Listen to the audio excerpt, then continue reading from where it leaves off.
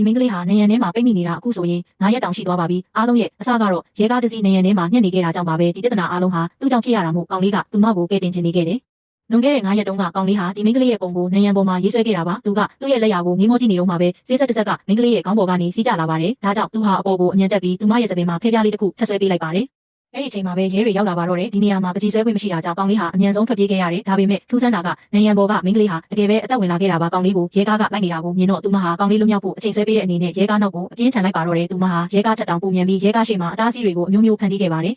မကြခင်မှာပဲမိန်းကလေးကကောင်လေးစီကိုအမိလိုက်နိုင်ခဲ့ပါတယ်ကောင်လေးကတော့ဝမ်းသာရမယ်စားအချိန်လွန်ပြီးအမိုးပေါ်ကနေခြေချောကျသွားခဲ့တယ်ကံကောင်းစွာနဲ့ပဲသူဟာလျှက်စစ်ကြိုးကိုလှမ်းဆွဲလိုက်နိုင်ပြီးလမ်းကြားချင်းလေးတွေထဲကနေရှော့ဆင်းသွားခဲ့ပါတယ်မိန်းကလေးကတော့သူ့အနားကနေတပွားမခွာလိုက်ပါခဲ့တာပေါ့ကောင်လေးမြေပြင်ပေါ်ကိုဘေးကင်းကင်းနဲ့ဆင်းသက်နိုင်ခဲ့ပေမဲ့ရဲတွေကသူ့နောက်ကိုထက်ချက်မကွာလိုက်နေတော့မှာပဲဒါကိုမြင်လိုက်ရတဲ့မိန်းကလေးကလျှက်စစ်တဲ့တိုင်တစ်ခုကိုချက်ချင်းတွန်းလဲလိုက်ပါတယ်ရဲကားဟာအချိန်မထိန်နိုင်ပဲနေရန်ထဲကိုတန်းစီပြီးဝင်တိုက်မိပါတော့တယ်ဒါပေမဲ့သူမကိုယ်တိုင်လည်းနေရန်ထဲမှာပဲညှက်ပြီးမလုံနိုင်ပဲဖြစ်သွားခဲ့ရတယ်ဒီလိုရေးကြည့်တဲ့အချိန်မှာပဲကောင်လေးကအကြံတစ်ခုရသွားခဲ့ပါတယ်သူဟာဆေးဘူးကိုကောက်ကင်ပြီးနေရန်ပေါ်မှာအမြန်ဆုံးပကြီးဆွဲပါတော့တယ်အဲ့ဒီအချိန်မှာပဲရဲကားကနေရန်ထဲကနေရုံးထွက်နိုင်သွားပြီးကောင်လေးစီကိုအချိန်နဲ့မောင်းလာပါတယ်နောက်ဆုံးမှာတော့ကောင်လေးဟာရဲတွေရဲ့ဖမ်းဆီးခြင်းကိုခံလိုက်ရပါတော့တယ်မိန်းကလေးကရင်ခွဲမတက်ဝမ်းနေနေတဲ့အချိန်မှာပဲ